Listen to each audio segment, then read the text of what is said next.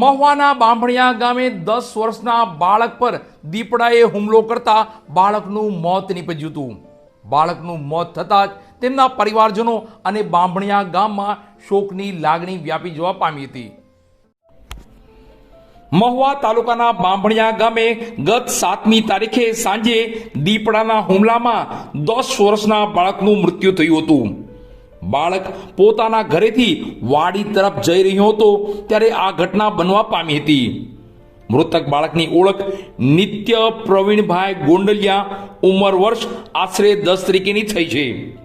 ગત 7મી તારીખે સાંજે નિત્ય પોતાના ઘરેથી મોભિયાણા ગામ તરફ આવેલી વાડીએ જઈ રહ્યો હતો ત્યારે દીપડાએ તેના પર હુમલો કરી તેને ઉપાડી ગયો હતો।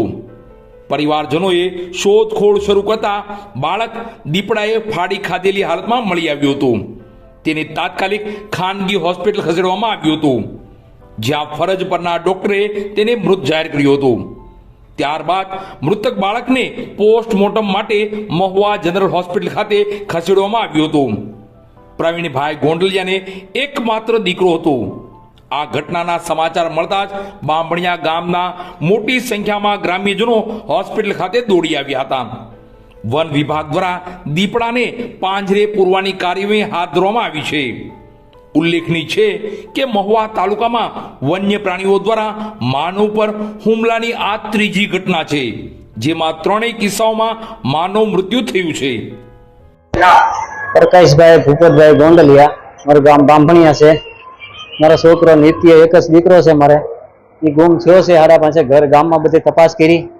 હું બહારગામ હતો, ગામમાં બધે તપાસ કરી ન મળ્યો એટલે હું બહારગામથી ગાયગા આવી ગયો।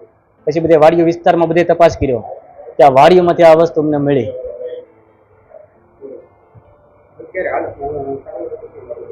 સારવાર માટે હોસ્પિટલ આવ્યા છીએ। એમાં કઈ છે એને બધું ખાઈ ગયેલા છે, જનાવર જ છે, દેખેલો છે જનાવર જ તેને। મારું ગામ બાંભણિયા। આજે જે છોકરાનો જે બનાવ બન્યો 5 વાગે ઘરેથી નીકળી ગયેલો છે, પછી અમારી વાડી અહીંયા છે, ત્યાં સાયકલ મૂકી અને ત્યાંથી દીપડાને રડી ગયા છે।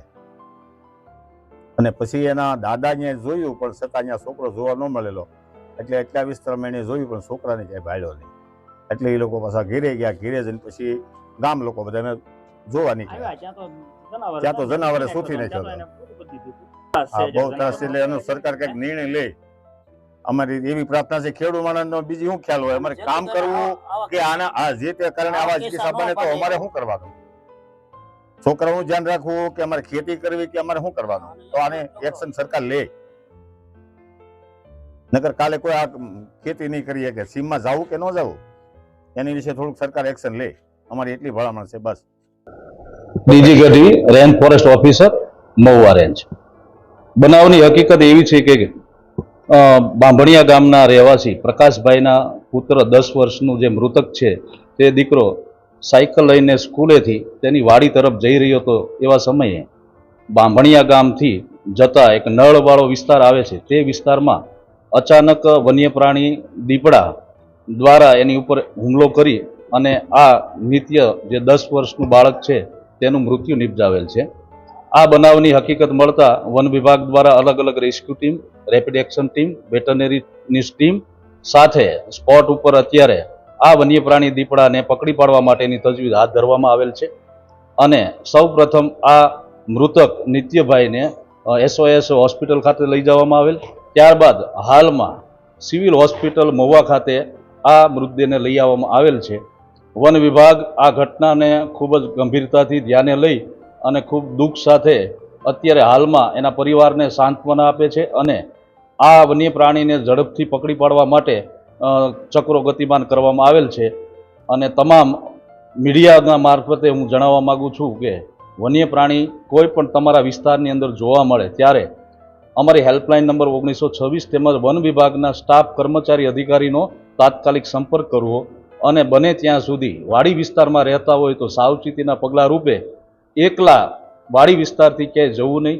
1 થી વધુ માણસોએ બેટરી, ટોર્ચ સાથે રાખવી અને આવા કોઈ વન્ય પ્રાણી તમને જણાય તો તાત્કાલિક વન વિભાગનો સંપર્ક